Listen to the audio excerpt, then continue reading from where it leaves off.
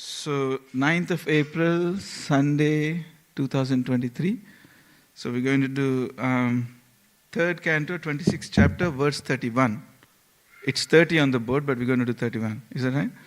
Okay, so if it's not on the board, hopefully you have your some kind of gadgets to refer. It'll be a bit funny. Yeah?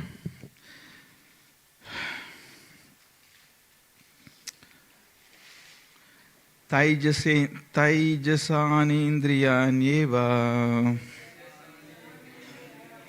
क्रियाज्ञानाविभागशः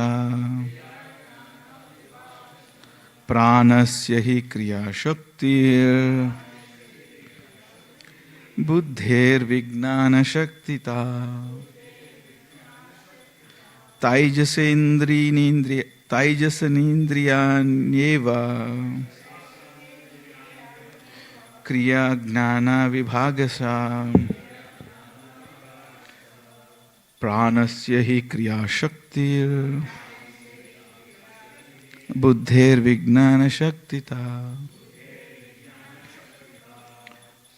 तैजसानीन्द्रियाण्येव क्रियाज्ञानाविभागशः प्राणस्य हि क्रियाशक्तिर्बुद्धेर्विज्ञानशक्तिता.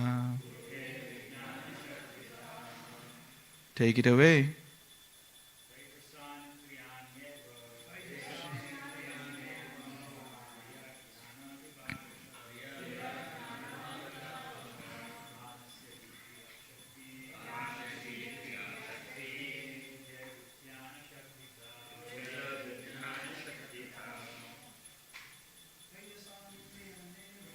Taijasanindriyan.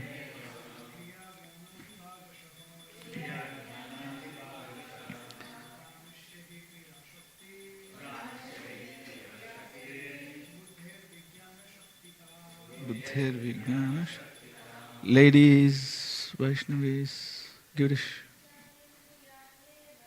Taijasanindriyani Kriya Gnana Vibhagasa Pranasya hi Kriya Shakti Buddhir Vignana Shaktita Taijasanindriyanyeva Kriyagnana Vibhagasa Pranasya hi Kriya Shakti Buddhir Vignana Shaktita Taijasani produced from egoism in the mode of passion. Indriyani, the senses. Eva, certainly. Kriya, action. Kriya, the word Kriya comes into English in the words like create and care, caretakers, kara, care, creativity. So that Kriya, you will see that in English. So Sanskrit is a very established Indo-European language. So you'll see traces of Sanskrit everywhere. So language tells a lot. A lot. Gnana, knowledge. Same again. Gnana becomes Kna. By the time it goes through the Europe, Persia through Europe, the Ga becomes Ka. Doesn't take much. So the Gna and the Kna, same things. So Gnana, knowledge, same things. Cognate, doesn't take much. Vibhagasa, according to Pranasya, of the vital energy.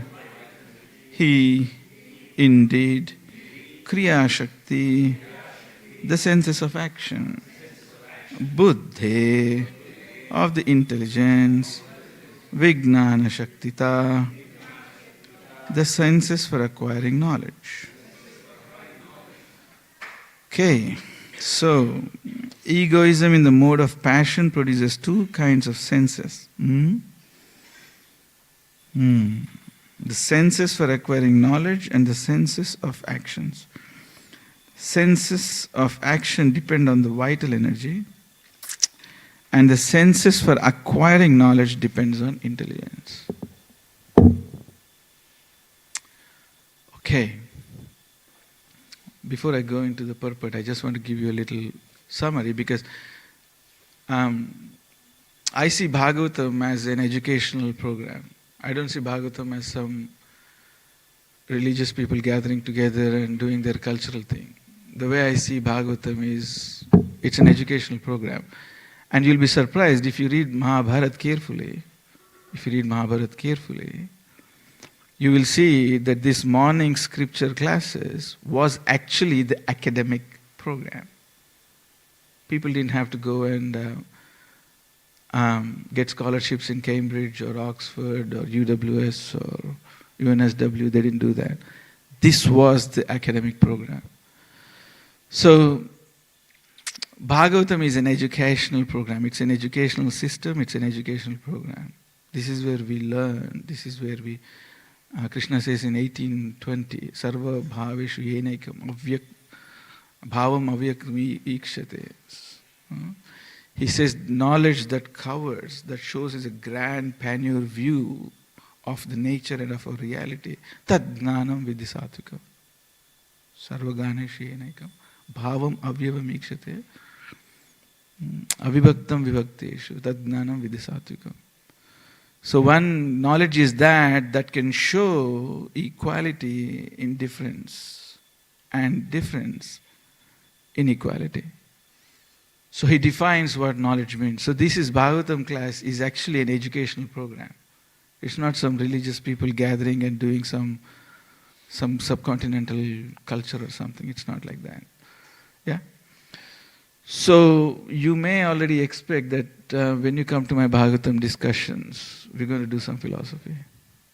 Yeah? So these kind of... let's put these words into context. So we've started what's called a very exemplary, prominent academic knowledge. It's called Sankhya philosophy. And Sankhya and Vedanta go together. It's like the A and B, A and B, class A, class B. So what these kind of, the way he's starting, Kapila Muni is starting is interestingly. He starts that everything emanates from me, and then he first starts to describe the nature in its basic elements. So he shows the gradations of how the space comes, and from the space comes the sounds, and tad vikarya, by that viparyaya, by that vikarya. Then the fire manifests, and the wind manifests, and through the wind, the water manifests, and through the water, the taste, and the earth, and then you have smell. And then eventually, after describing all these senses and senses activities and causes and all that, eventually what he's coming to in educational institutions, these kind of verses that we've come to, they are classified under what's called intentionality. You heard this before?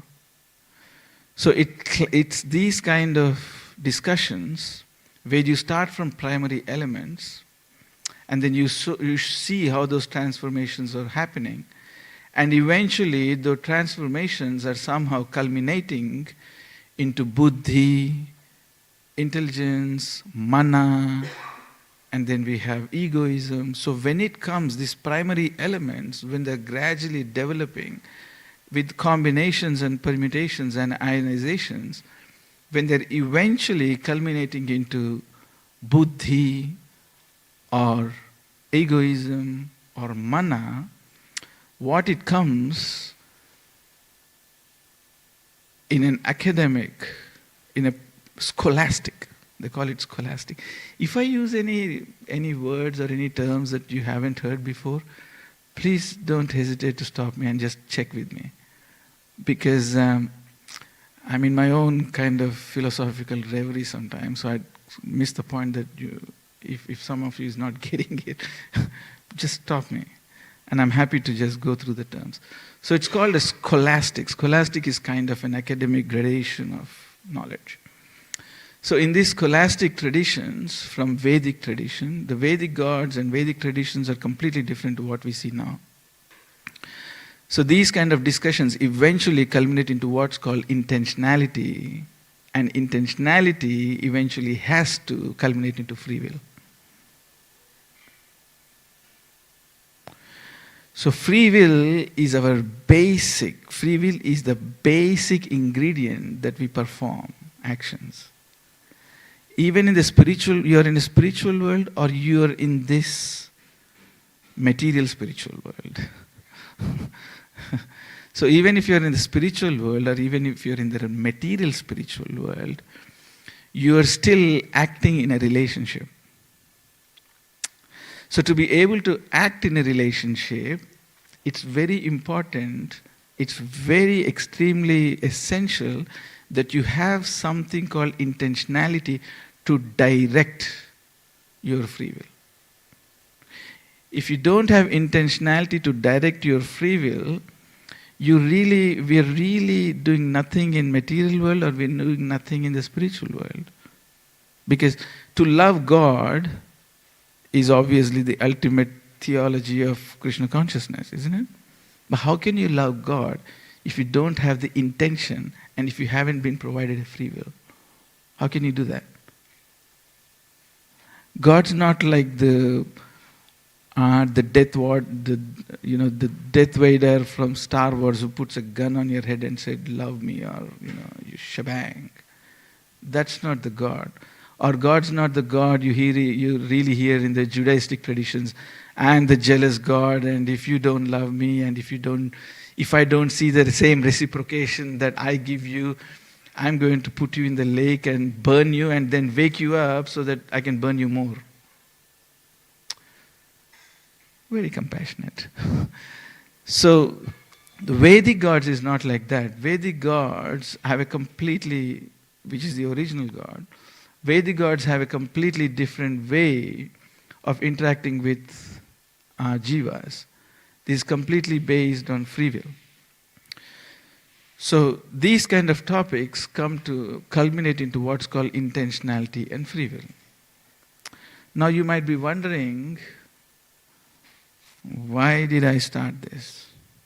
Why Radhika Prasad, another boring Sankhya philosophy. Okay,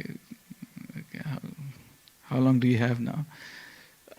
But I can make sense out of this. So I'll tell you what the problem is. This intentionality goes into two tiers. One intentionality is as a minute jiva, we have an intentionality, we have a propensity, a direct eternal endowment of consciousness being in bliss. That's our constitutional position. The another intentionality is God's intentionality. And the God's intentionality, to understand God's intentionality, we have some hurdles in our current academic educations. And I'll give you those problems.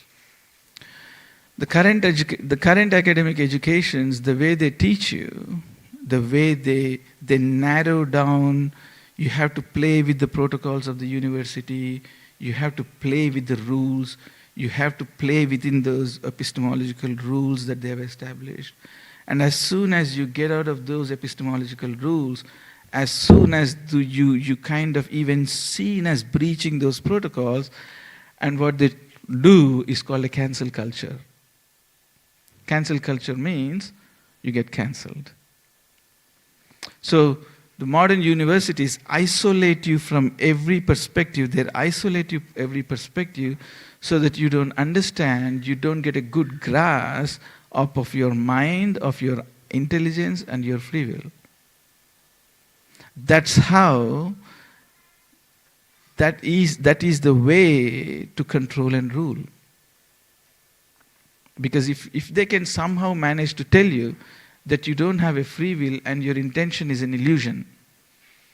If they somehow can manage to tell you by throwing you some Karl Marx at you, by throwing some Thomas Huxley at you, by somehow throwing some Sigmund Freud at you, by somehow throwing some Kant at you, what they try to do to you is they try to cut your limbs of your intelligence.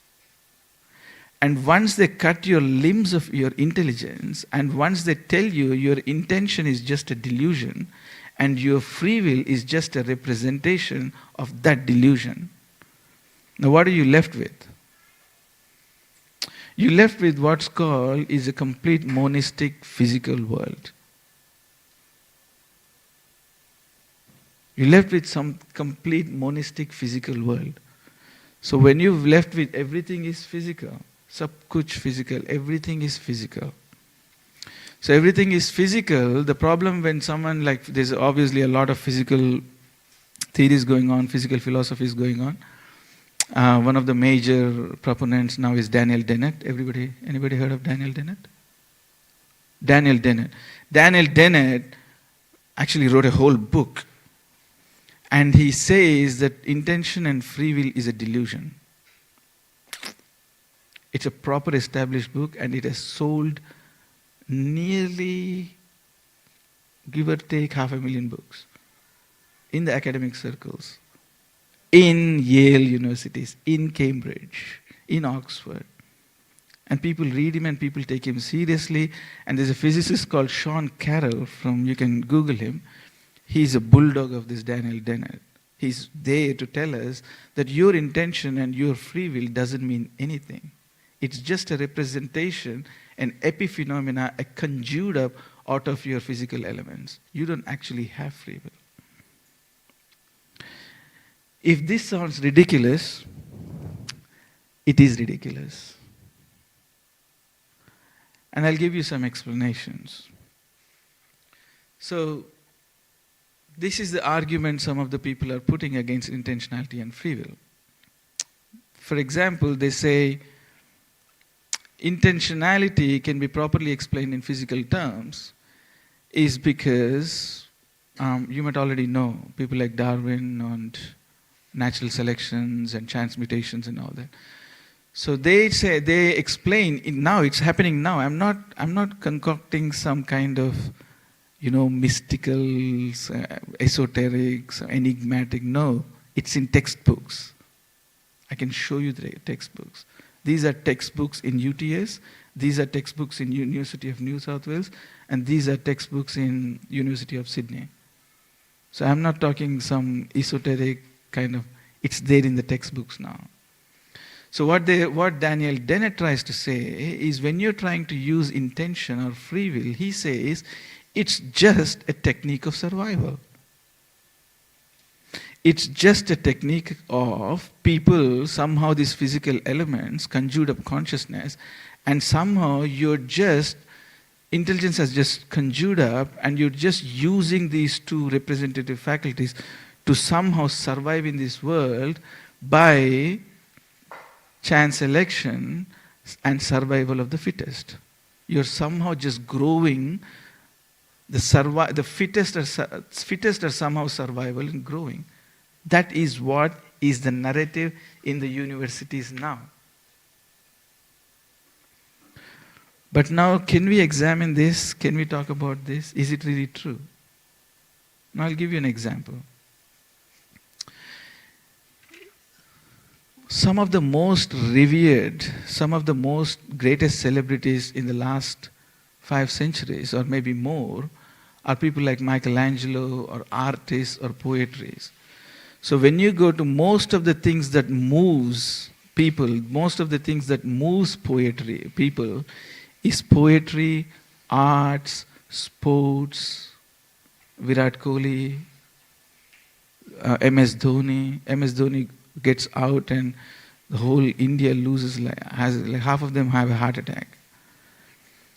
Now, when you take music, when you take arts, when you take a rose in the backyard in your garden, appreciation of a red rose in your garden, right?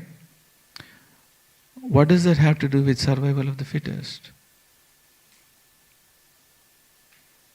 When you have beliefs, when you have goals in your life to achieve a goal, to become a good career person, or to become a great saint, or to become a great sports player, Michael Jordan or Schumacher, what does that have to do with survival of the fittest? It's got nothing to do with survival of the fittest. So the current modern education that explains that the intelligence and the free will are just some conjured up phenomena from a physical perspective for the survival of the fittest doesn't actually make sense. There's nothing like that. Because you're using your free will and intelligence for so many other things. So many other things, just then trying to hit someone with a club and dragging them into a cave and eating their flesh. If that's what intelligence and intentions are used, I don't think so. When was the last time you saw someone hitting someone with a club on the head and dragging them into a cave so that they can eat them? That's not happens. So there's so many other ways that we are using our intentions and free wills. So this free will has become a big question. So what this Sankhya philosophy is doing, Sankhya philosophy is building first, it explains the 5 elements of the nature. And when the 5 elements of nature are explained, you will notice, if you read Bhagavatam carefully, if you read Mahabharata carefully, usually when we talk about the Panchabhutas, in a normal world, they're just some material elements outside in the world. Some fire, some seismic activity, some wind blows, and some eruption happen, and then voila, there's a continent. And then some sea activity happened, and then some kind of eruptions happened, some kind of lava produced, and voila, there's Himalayas. Maybe not. These are the kind of narrations that you hear when we go to them. So where are we going with this? So intentions and free will. So the narrative that we've been explained in the current academics is that free will and intention are a conjured up illusions. But when you look at the Sankhya, if you've been through gradually, if you read this gradually, if you going, see, don't just stop don't just stop after you read Bhagavatam once. Don't do that. You read it again. You read it again. You read it again. You read it again, you read it again. And then what happens is Bhagavatam enters into you. Then once Bhagavatam enters into you, enter into Bhagavatam, and Bhagavatam enters into you. And when Bhagavatam enters into you, the way you see things completely changes. You don't see this material phenomena anymore like just some elementary powers. Because when you carefully read the discussions between Daksha's first 10,000 sons, Savalasyas, and Havalasyas. The interesting thing they said is when they talk about the 25 elements, they say Panchabhuta Tattva. Usually we use the word Tattva for Pancha Tattvas.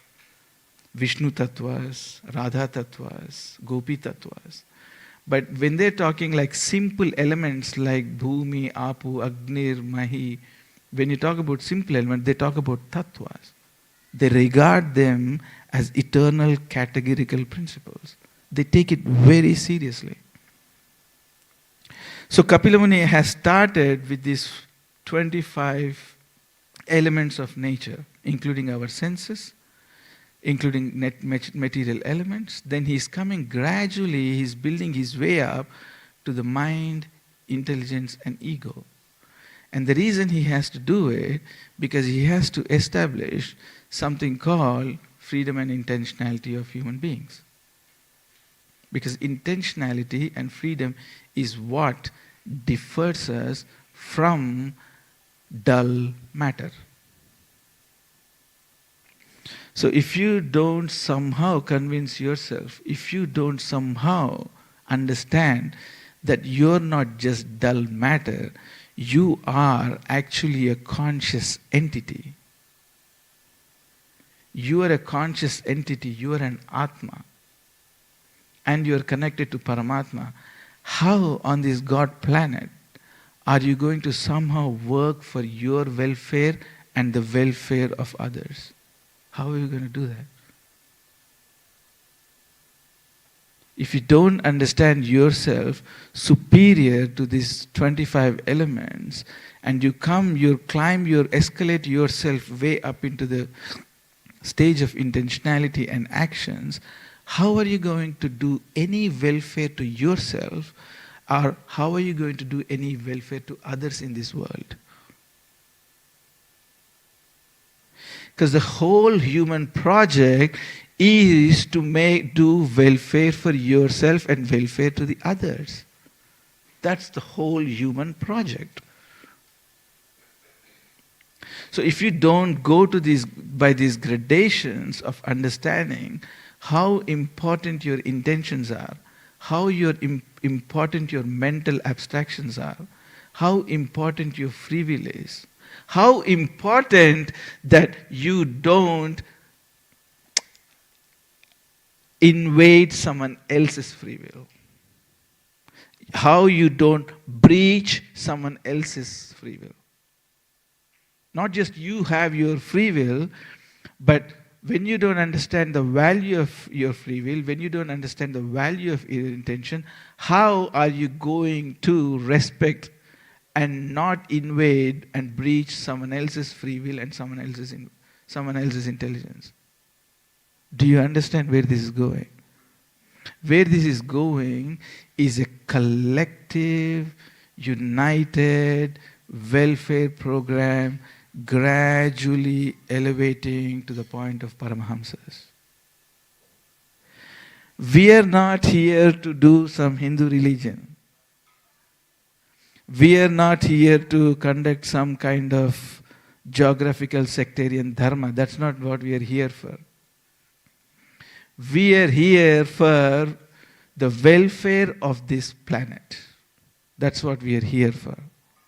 So when you don't understand yourself as a conscious entity, when you don't understand yourself as an Atma in relation to other Atmas, and use your free will to make sure you're not invading someone else's free will, you're not breaching someone else's free will, how are you going to do some welfare to yourself, and how are you going to do any benefit to others? How are you going to do that? What is the point of education? What is the point of academic education? What is the point of Vedic education? What is the point of Bhagavat education when you don't come to the point of Atma upanyena sarvatra samam pashyati yorjuna sukham va yadi va dukkham sa yogi paramo mataha?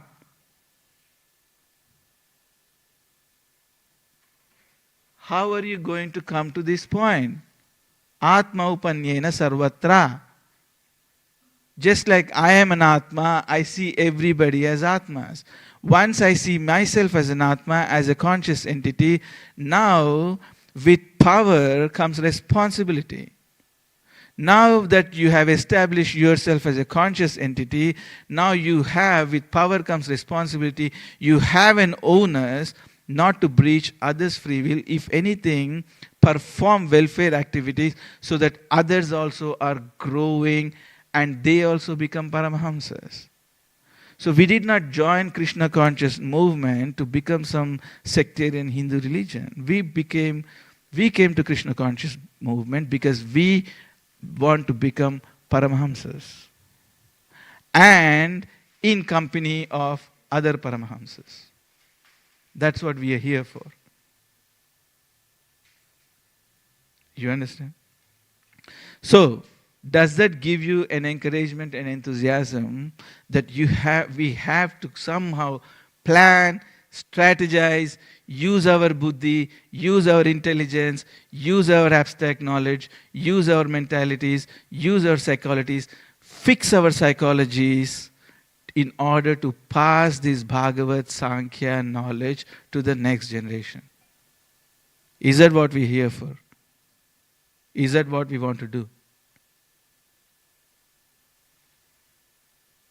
Do we have any show of hands here? So that's what we are here to do. This is an educational program. This is an educational system. So we have to first understand the nature. Once we understand the nature, we understand the natural elements, then you understand your intentionality and free will. You respect your free will. Respecting free will is the only way you can respect your free will is when it's in relation to Krishna. Otherwise, how are you going to do the highest justice to your free will? So, Atma upamyena sarvatra samam pashyati yorjuna sukham va yadi va dukkham sayogi paramo mataha. This is what I think is the highest yoga, Krishna says. You see everybody else as yourself. You don't see people as English, Arabs, Japanese, Islanders, Indians, Pakistanis, Russians. You don't see them like that. You see every single soul as a conscious entity endowed with an intention and free will to explore and somehow gradually elevate into Paramhamsas. So our job in this movement is to become a Paramhamsa and make Paramhamsas. That's what we're here for. We are not some sectarian Hindus. I was doing books and someone said, you some kind of Hindus.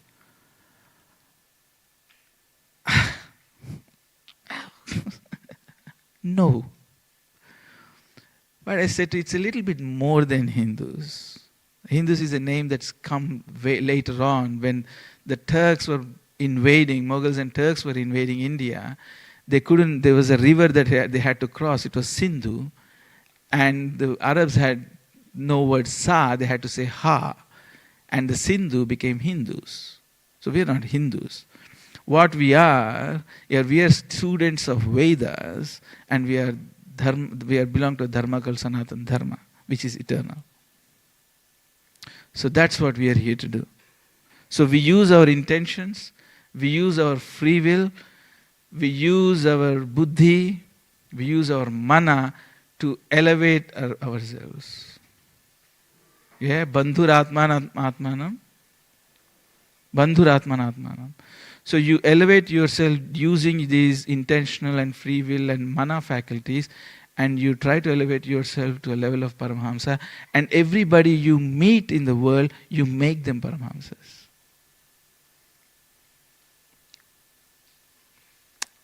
You understand?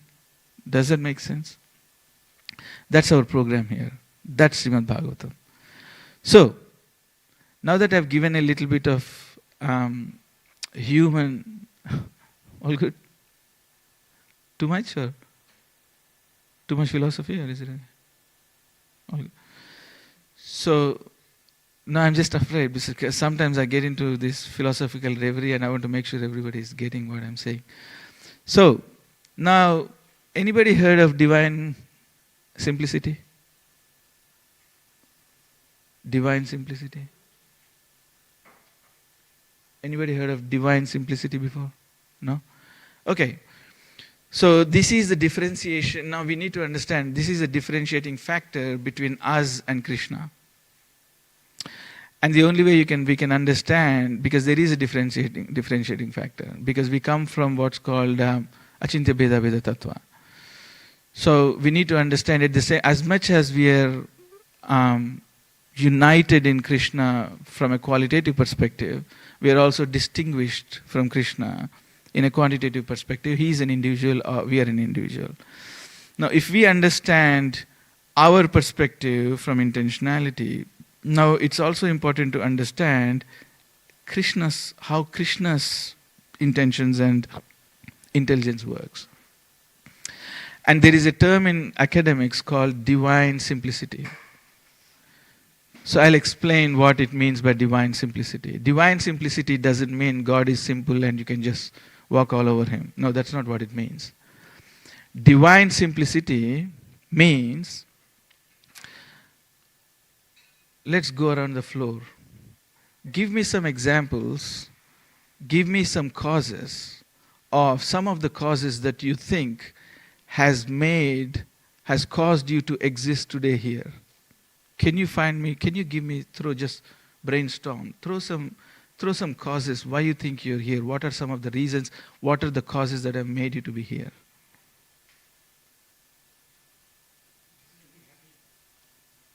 Yeah. Yeah, and? Interesting. Okay, I was going more from the causes and effects perspective. What caused you as to be a being, to a human being? What are the causes for you to be a human being? In the previous lives, you mean? In the previous lives, you mean? Choice. Yeah, that's good. I'm going into more basic. Like some of the examples, some of the causes of your existence are obviously the 5 material elements. The sun, the moon, the wind, the earth that gone into our body, the water, the gods, the angels, the directions, the air, the pranendriyas. That's one of the pranendriyas that's explained in the shloka. So you have pranendriyas, you have demigods explaining you, the saints, the police who are protecting the laws, the government, the politicians who have established a good system for us to survive, hospitals, the nurses and the doctors that have helped you to take birth, your parents, your grandfathers, your ancestors.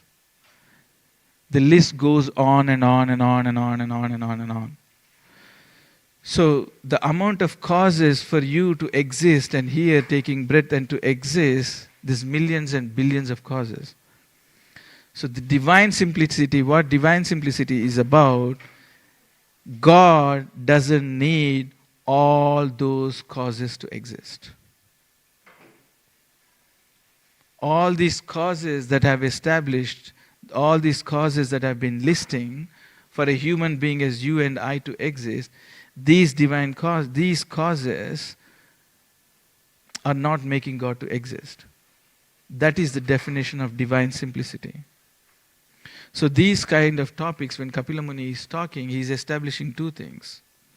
One, he is establishing the conditional nature, the conditional contingent nature of our being, and the unconditional simplistic nature of his existence, where he doesn't depend on any causes. That is what Sankhya eventually culminates to. So the reason it has to be logically the conclusion is because once you talk about, because these Sankhya is obviously talking about causes and effects. Right? Is it correct? Did you talk about causes and effects? Karya karana kartutve hetur prakritiruchyate purusha sukha dukkhana bhoktrutve heturuchyate. So this part of Bhagavatam, the 13th chapter of Bhagavad Gita, 17th chapter of Bhagavad Gita, it's talking about causes and effects. The divine simplicity, Kapila Muni is establishing that for him there's no cause. He causes himself, from whom everything comes, into whom everything emerges, to whom everything belongs, by whom everything is driven. That is divine simplicity, because he doesn't need anything else to cause. The contingency of our living, the contingency of our existence is always dependent on something. But the God's existence is not like that. God's existence, the regression of these causes has to stop somewhere. We can't keep going on an eternal regress saying, इसने बनाया, this was caused by him, that was caused by him, this was caused by him, this was caused by him, this was caused by him, that was caused by this was caused by this. Eventually nothing can be caused unless there is some transcendental being who is not caused by anything, but he himself is the basis of himself. Which is the reason Ishvara Parama Krishna Satchidananda Vigraha Anadir Adir Govinda. Nobody causes him. He is caused by himself. Do you understand? So by these kind of verses, to the point that in Sankhya that now we have come, we are establishing what's called intentions and free will, and the difference between a living entity and the difference between Paramatma and Krishna. Unless you establish, I agree, I understand that bhakti is completely independent. Bhakti is completely independent and bhakti is sufficient to take you to Vrindavan. I agree and understand that. But when you don't go to this educational program with a structured, escalated educational program, if you go through these escalations, if you don't go through the systematic gradations, what happens is there is a chance of taking God loosely. In the name of Raga Marga, in the name of Bhakti Marga, in the name of attachment devotional service, there is a risk of taking God too loosely. That is the problem. So which is the reason we have to somehow get our educational systems together. We have to get our Sankhya system together and understand how our free wills are contingent, our intelligence is contingent, our existence is contingent, but Kapila Muni's existence, Krishna's existence is not contingent. It is a completely independent Swadhama, Swarat. His existence is Swarat. So, did I completely lose you? Completely lost you, or should I stop and maybe just ask you, where did I lose you? Should I stop for a moment and should I ask if I lost you somewhere? Or does it make sense or no? Yeah? So I'll go to the next point now. The next point is that now we've obviously clearly seeing there is some problem with the educational systems out there. There is some problem with the physical paradigms, the materialistic view of the society. Everything is physical, everything is matter, everything is monistic. So there's obviously a clear problem there. So who is going to take the responsibility to correct this? Who is going to lodge themselves into these systems? Who's got this responsibility to lodge into these systems and rectify this understanding of ourselves? Who's going to take this responsibility? Rectify this understanding that we are not just some physical conglomeration of physical soup, but we are actually an Atma in connection with the Paramatma, with Krishna. Who is going to take this responsibility? Who has this onus?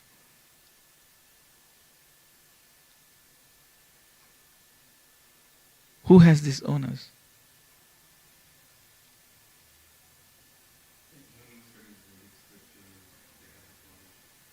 Exactly. We all have this onus. Because Krishna consciousness is an extremely, extremely rare opportunity. We don't understand. We're only 8 billion people on the planet. There's about trillions and trillions of reptiles, and there's trillions and trillions of aquatics, and trillions of birds, and trillions of other. 8 billion is completely insignificant. 8 billion human beings is completely insignificant. Out of these 8 billion people, how many of us here, Hare Krishnas? How many of us who have got this wisdom? Who have got at least in touch this wisdom? Of course, we may not have had the good grasp of the whole thing, but how many people have got even touch and who are starting to benefit? How many of us in Sydney? 1,000? 2,000? 3,000? There's 5.4 million people in Sydney. So how are we going to lodge ourselves into the... We have the onus to lodge ourselves into these communities. We have an onus to lodge. Life, what do they say? You only live once, right? You only live once and do whatever you do, and it doesn't matter, right? See, there's a problem with it. I was doing books. I'll tell you a story. Maybe philosophy is too much. So I'll tell you a story. So I met this Iraqi professor. He's an Iraqi professor. So half of his life, he led his life like this. Everything is physics. We don't have any meaning, any purpose, any teleology. Life is just, it's a little slang, but the way he said is, okay, I'll put it nicely. Life is a witch and you die. Life is a witch and then you die. Life is tough and you die. Life is tough and then you die. He had a different way to say that, but I'm using better language. So he said, life is a witch and then you die. So what that means is life is tough and then you die. Nothing has happened in between, nothing will happen. Avyaktadini bhutani vyakta madhyani bharata avyakta nidhananyeva tatraka tatraka paridevana. Krishna says that in 2.2 chapter. Avyaktadini bhutani, people who are not manifested before, avyakta madhyani bharata, avyakta nidhananyeva. If they become unmanifest later after our birth, Krishna says, what's the point anyway? Why are you worried about fighting this battle? Who gives a toss? Why do you care? So this Iraqi professor had led all his life like this. That there's nothing before, whatever is happening now is just an illusion, and you die and nothing happens. So I was just having a chat with him, and I said, so you're saying life is a witch and you die, and that's it, there's nothing to it. There's no more, there's no less, nothing to it. He said, yeah, there's nothing to it, that's it, that's the end of everything. Well, I said, I have a problem here. Do you have is this your wife here? He said, yes. So how do you express love to her? Is that what you tell her? When you meet her, is that what you tell her? We are just physical combinations. I'm just a physical combination. Let's get together and let's make some babies and a family and then we die. Is this how your love life is going on in your family life? Is that how your love life goes on? And she's staring at him for the answer. She's staring at him. Okay, what answer am I getting? What am I getting here? She said, is that what you tell your wife? We are just some physical elements. You are just some physical elements. We just got together. We're going to make some babies and we're going to make some family. That's the end of it. What about love? What about respect? What about regard? So if everything is avyaktadini bhutani, vyakta madhyani bharata, avyakta nidhananyeva, tatraka paridevana. Life is a witch and you die. If that's the mentality, you need a cause. People die for causes. People die for meaning. There's more people died on this planet for meaning and cause and loved ones and relationships than anything else on this planet. People are happy to give up their lives. People are happy to give up their lives for their countries. People happy to give up their lives for loved ones. People are happy to give up their happy for what is it? I don't know, causes, revolutions. There's more people dying like that than any other cause. So how can you just go and tell your wife that there's no love, there's no regard, there's no respect? I'm just a confluence of physical matters. You just a confluence of physical matters. You don't tell her I love you. Who cares what happens after death? And is this how your marriage life is successful? He looked at me and he said, actually not. So how can you use these words? How can you educate people? You're a professor and you're educating people, telling them that you're just physical matter, you just die and then you die forever. And there's no meaning for your life. There's no continuation of your consciousness. There's no continuousness of your intentions. There's no continuation of your intelligence. There's no continuation of your mind. Is that what you're teaching your children and wife? He said, no. Then why are you living a double life?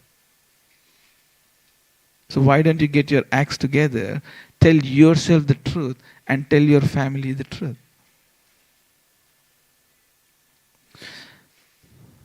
I gave him Bhagavad Gita and I gave him a Bhagavatam. And I took a donation. So, we have a very grave responsibility to lodge ourselves into these societies who have been completely decepted into believing that they are just some physical elements with no intention and free will in their lives, no intelligence in their lives. They are just, life is a witch and you die. We have an extra responsibility to take this knowledge, knock every single door of their hearts. Knock every single door of these hearts. Make sure no stone is left unturned. That's our job. We have to take this Bhagavatam, we have to present it in a language that is currently going on in the world. Not the language from 1970s, not the language from 1960s. The language has changed. The jargons have changed. The narratives have changed. The stories have changed. The history has changed. The political situations have changed. The geographical situations have changed. The geopolitical situations have changed. It is our job to keep ourselves updated. It's our job to understand what's going on in their lives. It's our job to keep updated what's going on in the world. It's our job to investigate how we can approach their hearts. That's our job. We have to find a way to reach there. We have to bring this light of Bhagavatam. We have to bring this torch of Bhagavatam into everybody's life. Not in a fanatic way, not like I was listening to someone saying like, we are the best, we have the best, not like that. Reason, make them understand. I'll tell you another story. So I knocked this, some of you already know, I'm into books and I do some books and books distributions and tables and all that. Some of you may know, some of you. Okay, so I was, it was Friday afternoon and I knocked someone's door and it was a Juma time. You understand Juma time? Anyone understand Juma time? Juma is a Friday. Thanks. So Juma is a Friday and that's when all the Muslims go and offer prayers. That's their sacred. It's like, Saturday is Sabbath for Jews and Juma is for Friday, for the Islamics. And Sunday is for Christians. Sunday Sabbath for Christians, Saturday Sabbath for Jews, Friday Sabbath for Islamics. Yeah? So, just like we have Ekadashi. So they have those things. So I knocked the door of this Muslim and he opened the door. And we were having a chat and he looked at me and he said to me, so what are you doing? I said, I just came to say hello. Really? Yeah, I wanted to say hello. And I wanted to see if you will be interested with the book that I've got here. We are like a library of monks. You can call us a mobile library.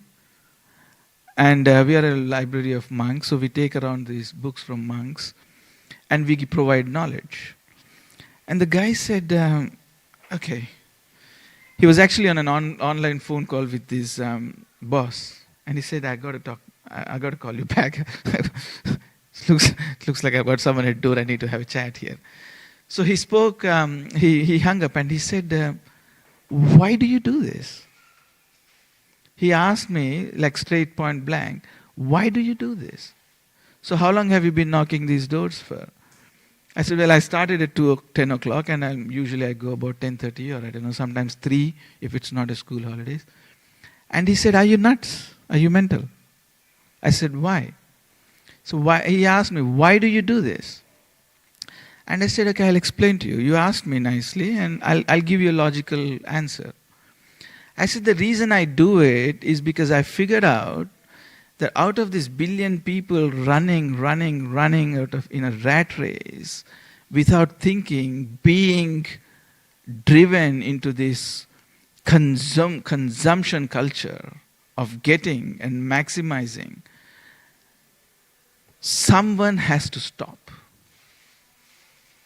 Someone has to stop, someone has to think, someone has to make others stop, someone has to make others relax so that they have enough space in their mind, enough space in their intelligence so they can think about their lives.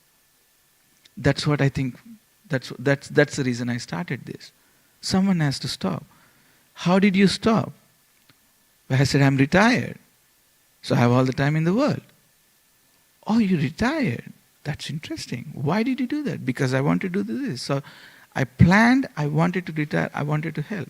So that's why I'm here knocking your door in front of you. Right. This is very interesting. And then he spoke, he kind of held his head low for a little while and he took his head up and I saw tears in his eyes. And he said, you know what? I said, what? Do you know our month of Ramzan has started? I said, yeah, I know the Ramzan has started. Do you know today is Friday? I said, yes, I know it's Friday. Do you know Ramzan Fridays are one of the most important things to do for as Islamics? This is the most important thing for us to do. This is like up there, like 4 dhams for us. You know 4 dhams, we do 4 dhams. For them it's like that pinnacle. So this morning I got up and I'm saying my life is so busy. I'm so confused what this existence is. I never got any proper education in my university. And my boss is on my back, burning my tail. And I was so frustrated and I said I was going to miss my prayers today.